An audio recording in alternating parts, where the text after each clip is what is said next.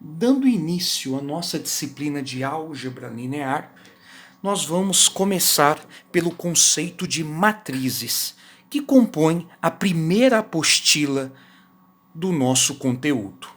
Definindo matriz, matriz pode ser definida como um quadro formado por m vezes n elementos, onde esses elementos podem ser números, polinômios, funções.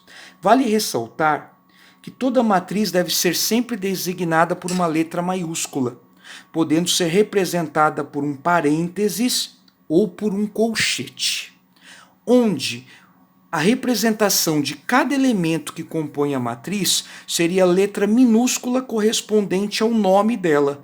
Então, se eu chamar a matriz de Azão, cada elemento vai ser denominado por Azinho, onde a posição dele deve ser sempre representada primeiro, pela sua posição na linha. Esse elemento se encontra na primeira linha e, ao mesmo tempo, se encontra-se na primeira coluna. Já esse elemento se encontra-se na primeira linha, segunda coluna.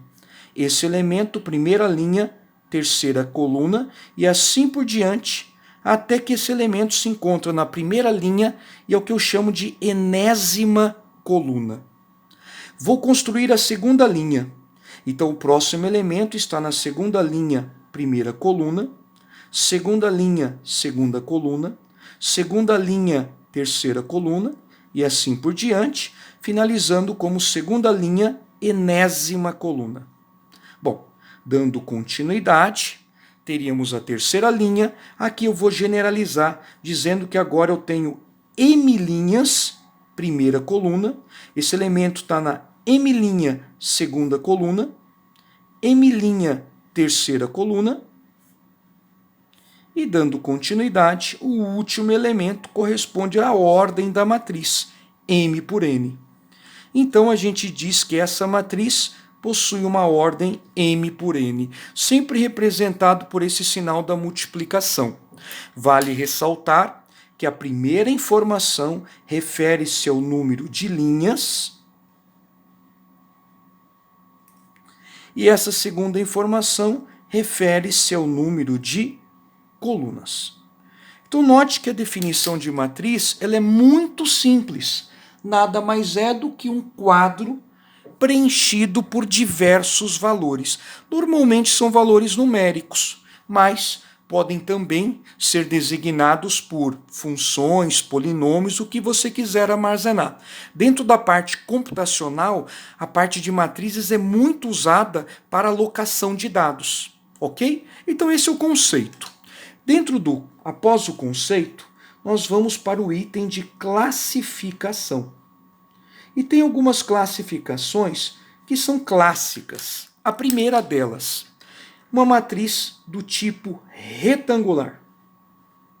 Uma matriz é dita do tipo retangular quando o número de linhas for diferente do número de colunas. Então, se por um acaso você tiver 2 linhas e 3 colunas, é um exemplo de uma matriz retangular.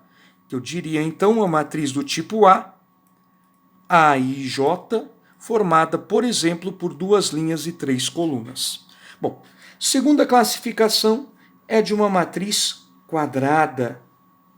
Bom, o próprio nome está querendo dizer, uma matriz é quadrada quando o número de linhas é igual ao número de colunas. Um exemplo seria uma matriz A formada por diversos elementos, por exemplo, de ordem 3 por 3, onde o número de linhas seria igual ao número de colunas. Uma próxima classificação seria chamada matriz diagonal. Quando que uma matriz é dita uma matriz diagonal? Uma matriz é chamada matriz diagonal quando alguns elementos valem zero. Quais elementos? Os elementos onde as posições são diferentes. Não ficou claro, professor? Como assim? Melhor eu criar um exemplo.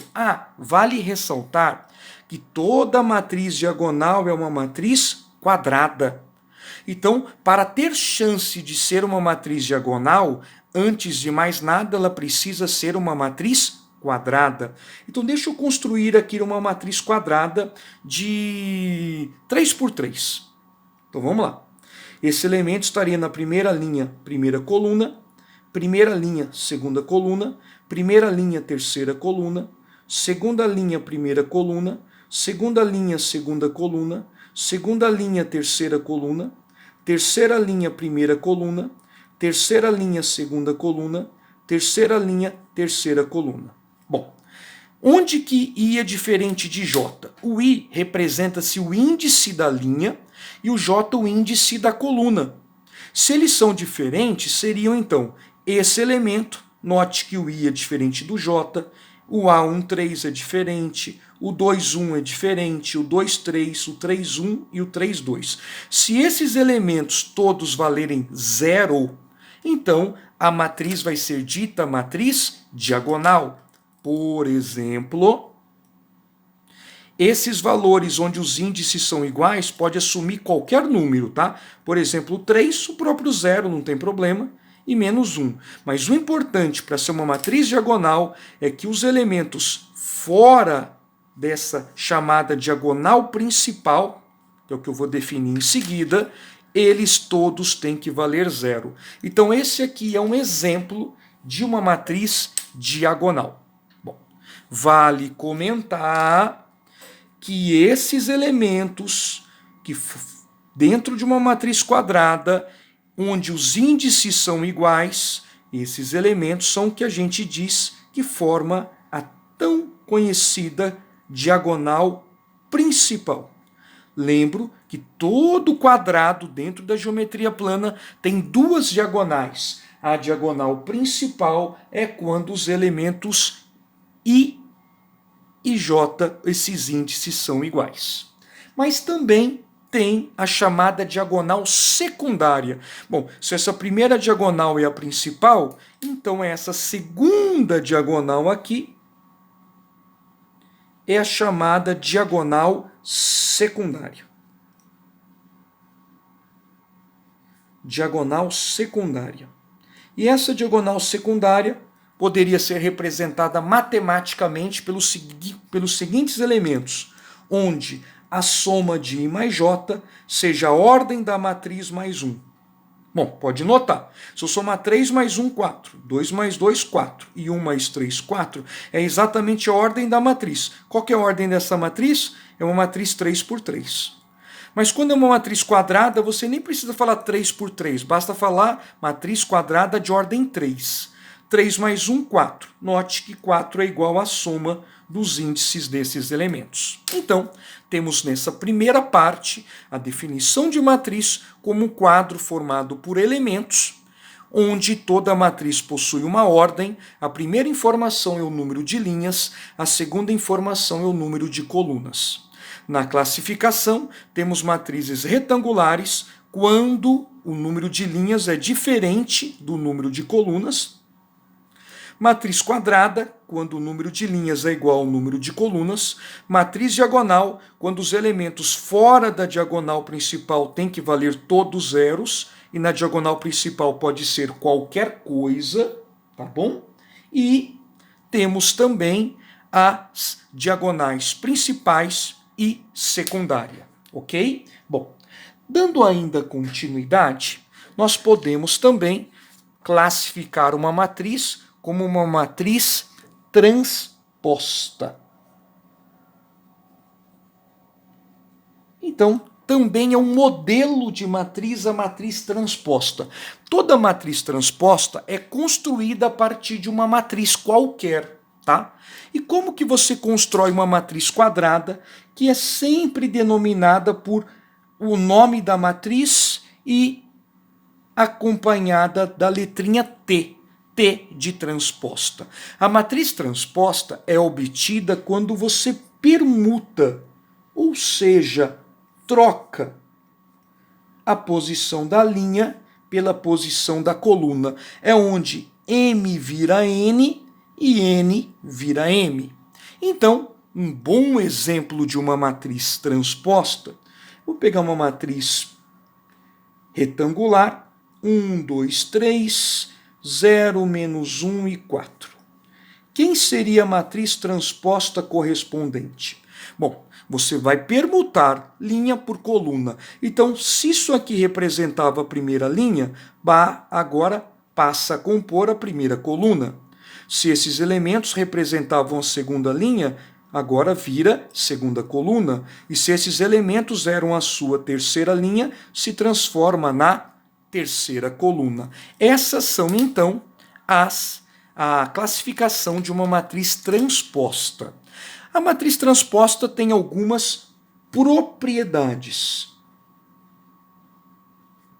Quais são as propriedades de uma matriz transposta? Bom, a primeira propriedade diz o seguinte, que se você tiver que calcular a transposta de uma soma de duas matrizes, ou você soma as duas matrizes primeiro e depois troca linha por coluna, ou você calcula a transposta primeiro para depois somar.